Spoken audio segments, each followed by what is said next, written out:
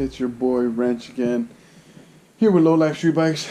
Today, yesterday, I was doing the swing arm install on this. I have a new axle coming because nuts are stripped. Then I'm going to put the bracket on for the brake. But the back is pretty much done. What I'm working on now today is I am actually removing my exhaust.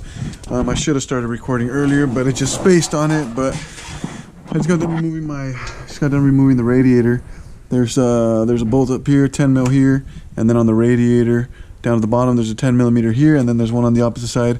Then you got your fan and your horn that you need to make sure you unplug before you pull it out. Oh, I must have broken from lowered stuff, and that's probably broken because of finding broken parts on the bike. Interesting. Oh well, that'll fix later. But what I'm doing is I'm pulling off the exhaust. Got a little upgrade that I'm doing here.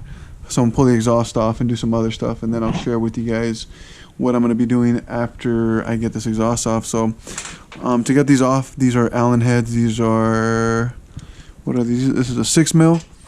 So you basically just come in here and loosen them all up like so.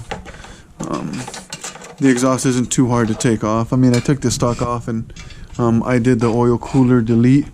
So I don't have the oil cooler in here. There's a plug that goes here, and then there's another plug that goes down here, and then you basically take your old oil cooler off and all that stuff, so then you don't have the oil cooler in there. People run it, but for what I do, I don't need the oil cooler, and I know many of my friends that do a lot of racing that don't run the oil cooler. So yeah, it's cool to have in there, keep your oil cooler, but for what we do, it's not a real big necessity to have it on there. So I'm going to keep taking these bolts off of here and pull this exhaust off and go on about what I'm going to be doing. And I'll show you guys in a second what I got going on. Alright, I was taking the exhaust off, and today I got some goodies going on the bike. Today I'm installing a Turbski. The Hyabusa is going boost. It's something I've been wanting to do for a while, and I finally was able to do it. That's why the exhaust was getting pulled off the other day. Today what I got going on is I'm putting on the manifold. So this is an old manifold. It's not something that they make now. The newer manifolds are probably going to be a little easier to install than this guy. The bolts down here, they're kind of a pain in the butt to get to. There's a certain bolt you can put in here. It's like a 10 mil head with the M8 by 1.25 thread. But I don't have that, and I don't feel like waiting for it to come in the mail because it won't be here till, I don't know, a week and a half, and I don't got the time for that. I ain't got the patience. So I have this bolt over here, and then I got a couple over here, and I'm slowly turning them and getting them tight. A long time ago I had this 13 mil that I had to cut in half. The other end is here somewhere, but this, if I reach in there with both hands and kind of finagle it back there, I'm able to get it behind the bolt, and I'm able to tighten the bolt. So I'm gonna do that to those two. Then I got to do the center side, or the far left side. I got to tighten that up. Then I can mount my dump tube and exhaust, and then I can put the radiator back in, and then run my feed, run my bolt for the feed, and then I got to measure the turbo line, how long I need, and all that stuff. So I'm going to get back to that, but I'm going to show you a little bit of what else I got going on. I got the plenum here. This is, I got it from one of my buddies that I race with. His name's Skippy. Awesome dude. He's been guiding me through this whole process. I race with him also. He has a boosted Hyabusa that's stupid fast. So I've been bugging him a while for turbo, and then finally the opportunity came up that he had some stuff for sale, so I jumped on it. So there's a plenum. I mean, you basically get rid of everything. There's just the plenum. You don't need an air box. You don't air filter because, well, you don't run a filter. Got some couplers in, so it's two pipes. It's this pipe that comes out and then another pipe that comes down. So I got them kind of set together right here. I need to put a coupler in there. I ordered this 45, and I had to trim it down a little bit to make it work. I'm probably going to try to suck it in a little bit more and then put some clamps on it and all that stuff. But this is pretty much the turbo right here. This turbo is an old Air Research, which Air Research is like basically a Garrett from back in the days. So I believe it's like a 50 mil or 52 or something like that. But I'm just going to be running 6 pounds on it for now. I got a scavenge pump that's coming. That's going to be going on the other side. And whenever that comes in, I'll put that in. Then I'm going to be doing a different fuel system, different injectors, different pump. So some of this stuff, the fuel rail is going to get taken off, and I mean, that's all going to get recorded as I go. But for now, this is what I got going on. Another thing I had to do is I had my airbox neck, the tube, whatever they call it, the intake tube. I had to cut this to make this clear, and then I had to notch some stuff over here and notch it a little bit down here. But I mean, this is all stuff that has to be slowly done. I got some fittings. I got some AN lines that are going to be coming for my dump for the return for the turbo. Instead of just running it straight to the pan, I'm actually going to put a scavenge pump on it, because what people have had issues with is they'll turbo the bike, but if it sits or it leans over and then you go to start it, it smokes really bad. I had another buddy that did that, and then he ended up going with the scavenge pump. So I ordered a scavenge pump that gets actually bolted up right here, so then it'll come from my drain. From the turbo, it's going to come down and around, and then it's going to bolt right in here. So I got to make that line for it. So it's pretty exciting, man. I've never thought that I'd get to turbo a bike, let alone put a full actual extension on it. But I mean, this is exciting. I mean, it's fun. Follow what you like to do, guys, and man, it will happen if you work at it. So without further ado, I'm gonna put the camera down, and I'm gonna cuss and bitch at these bolts that are in here that I can't. It's like a quarter of a turn at a time. So yeah, people, let's get it. So today, had some parts come in the mail. Haven't got too crazy with anything yet, but today what we're going to be doing is I'm going to finish installing my scavenge pump for my turbo. A lot of people don't run them when you buy a kit off of online, off of Monster Turbo or RCC Turbo. It doesn't say that you need one, but for what I'm going to be doing later on down the road, I want to go with more power. And if the turbo sits for a while on its side and stuff like that, you can have smoky bikes. Not all the bikes do it, not all turbos do it. When you do this stuff, from what I understand, not they don't do it all the time, but I just decided to go with the precaution ahead of time, just to be on the safe side, so I know what I'm getting, what I have later on down the road. So today, let me turn this TV down over here.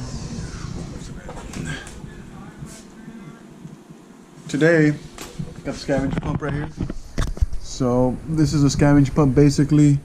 It's really simple to do. This one I got it from SAE Outlaw Racing, I believe it's called. Let me just check it. No, SAE Outlaw Performance. So that's who I got it from. Really fast shipping. I was really happy with it. It's pretty basic. You know, it's nothing crazy. There is other pumps out there, or scavenge pumps out there, that are a little bit more spendy. This was about $2 something. I think there is some that are like $500. They look prettier. I mean, this one works for what I want. I mean, I don't care about the looks. It's really simple, really easy to put on. So basically what you do is you take off this little cap that's usually right behind here. This is, I believe, was a 10 mil Allen. Yeah, it was a 10 mil. You unscrew that guy, and then you unscrew this bolt that is on the pump inside, or the gear, whatever. You pull this out, and then you put an Allen bolt, and off that Allen bolt comes with the pump. This pump has a little Allen head on it, and it goes into the Allen bolt. So this is what actually spins in there, spins the little gears, and it actually will suck the oil out of the turbo into here. It doesn't suck it crazy fast, but it's enough to let the drain be constant, so the turbo doesn't fill up with oil and start smoking and stuff like that. Turbo is all mounted up. I tell you what, it was a pain in the ass to get into these inside bolts right here. I got some other bolts coming. I'm going to try some different hardware, see if it works out better. But I got that on. I got my bottom line. I got some fittings coming in the mail today. I'm probably going to end up changing this out to a 90, or to a 90, so it can give me more of a straight shot to come over here. I got to leave enough space so I can get to the oil filter and all that stuff. But yeah, I need to do the fabrication here. I got to install my turbo feed line, which is, this is my little adapter guy. My buddy, he made this one. He drilled through the center and tapped this in. So this is going to go right here, and then I'm going to have a 90 that shoots across over, and then it's going to feed into the turbo. So I got that going on today. Then I got to, hopefully if I get my fittings, I'll probably make my lines, run them over and all that stuff. I've never done any of this stuff, so that'll be my first time doing that. And yeah, I keep going from there. I got some other things coming. I got new spark plugs I'm going to throw in the bike while I'm at it. Check the clutch, make sure the plates are good, and all that stuff. So, yeah, I'm going to go ahead and start wrenching on this, and I'll pop back on the video when I get done with some stuff on here, alright? So, I've been going ham on my bike. I haven't recorded much of it. The last thing I recorded, I think, was the scavenge pump that I did. So I'm gonna go over what I've done so far and what I've ran into as far as issues with the bike is trying to get it started and what have you and whatnot. But without further ado, here we go. So scavenge pump, finished this up, got my lines all tapped in. I did start it and I did verify that there was oil going through it when the bike was on, and you can hear this you can hear it spinning in there. So I got that all done. I got the turbo and everything mounted up. I got my feed for the turbo. It was this bolt, and then my buddy did this, and then I added a 90 to this, and then I went straight from here over to a 90 on the turbo, but you can't really see it. Let me get some light in there. So it's in there. You can't really see it too great, but yeah, I got that all done. Oh, you can see it up here. There we go. So I ended up going with the custom length that was 18 inches long. There's a little bit of a loop right here, but I wanted it to kind of suck back against the block so it wasn't right on the header. Got the radiator on, got everything all nice and fitted in there. I ended up going with an RTC turbo fuel rail because I went to some 60-pound injectors. So I had to swap out the fuel rail, and then on the old fuel rail there's this little 45 on the bottom of the fuel rail. I couldn't get the injectors to line up, and then my buddy pointed out that I needed to take this off so it can line up to the bottom over here with the bottom injector, and he had these fancy little clips to go from these injectors to the factory injectors. So I got that from him. Everything that I've been getting for this bike has basically came from him, and it's been awesome. I mean, he's been guiding me through whatever I've been needing to do. So I've done that already. See what else. I got my little breather set off to the side right here. It comes off of the bottom of the case. Eventually I'm gonna end up getting a low pro one of these, sits it down lower so I can have some more space sitting in there. See what else that I got going on here. Oh yeah, I got this DW regulator. When I first tried to start the bike, this is an issue that I ran into. I thought I had the regulator all the way out, but apparently you need to go way out with the bolt that's in here, because what was happening is it was regulating. I was getting like 100 psi, 110 psi on the regulator, and that is too much pressure for these injectors, and it wasn't wanting the bike to start. So once I took that all apart and I verified that I did have the screw all the way out, which I did after I took it off, and I noticed, I ended up putting it back on, set the pressure to 50, and then the bike fired up. It was been a learning curve. So I mean, any of this info that I'm giving you guys, it should hopefully helps you guys out. But yeah, I was tearing my head apart trying to figure that out. I also did new fittings. I did my own fuel system. So I got a block off plate for the fuel pump. So you get rid of you take your fuel pump out, you put this plate there. Some -6 hoses. So -6 to 6 all the way around. This is going to get changed. This is just temporary right now. I just kind of put this in here so I can kind of have a mock-up for it. Then I have my line going all the way around. I got a little filter right here, and then it goes around over to the other side of the fuel rail. This is my first time doing any kind of this fuel system, and my buddy explained it to me. So basically you come out of your plate down into the bottom of your pump, then out from the pump over to the filter, and then from the filter over to the left side of the rail, and then from the right side of the fuel rail you put your regulator in there, and then you go into the end of the pump. So that was all new for me to do. So right now it's on gas, but it is going to get tuned on E85. So I just did this to turn it on and be able to see if it fires. So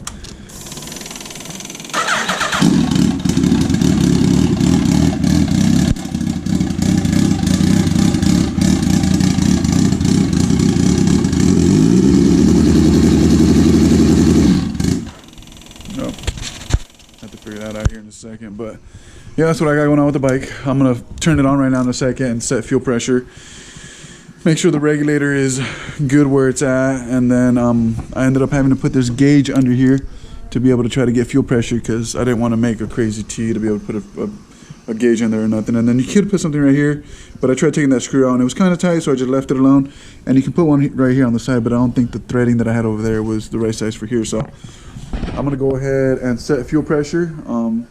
You turn it on, and then you adjust your screw in there to get like 43 to 45 psi on the injectors, and that's what you want to set the pressure at. So I'm gonna go ahead and do that right now, and then get back to the bike. Well, I got the fuel kind of set to what I needed, but then I noticed the pump is leaking around the base of it, or the seal on the outside. It was a used pump. It's all good though. I'm gonna end up getting a different one or ordering another one. My buddy said just take it off of what we owe. I mean, I still owe him a little bit of money for it, but he's cool. He said cut back on some of whatever I owe him and just order myself a new one. So I'm gonna order that. The bike runs. It idles-ish, but it's running way too fucking strong. I'm talking rich. I had to open up my garage door because it was running so rich. It's just stinky. I got to go up on the. I have launch control and I got to 2 steps and I got a good little pop out of it. But it is running way too rich. So I need to get in and get this bike tuned ASAP. But that's pretty much it for that for this part of the build. I got the chain on already. I went with the drag racing chain. No links in it, so I'm gonna have to keep up on the cleaning.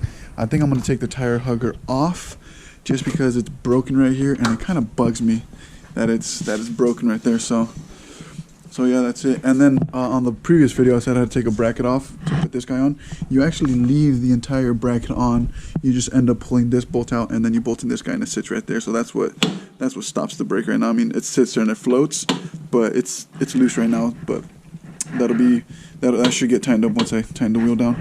And this tire I'm gonna take this tire off and I'm gonna put a different tire to go get dyno tuned, because Shinko's is probably not the best tire that you want when you go to dyno. They'll stick to the roller, they'll rob power. I mean, you'll still make the same power, but I mean, if you want to see numbers on there, it's gonna be a lower number if you're running a Shinko. But that is pretty much it for the bike. I mean, there's a lot of stuff that I didn't record. I'm doing the plenum right here. There is some stuff you have to cut out from your airbox or from your tube. You have to cut the tube off right here to be able to slide this through here, because it comes in through here and it comes down. So I had to notch this out right there. But yeah, that's pretty much what I got going on with this bike. I'm excited for this bike. It's freaking. I can't wait for the track. Honestly, I cannot wait. It's gonna be fun. Not expecting a crazy time, but it's gonna be a fun time. Hopefully, I'm hoping for some like low 9s like I ran last year on nitrous. So if not, a high 8 is what I'm really crossing my fingers for. But yeah, guys, thanks for watching the video. Low Life Street Bikes out.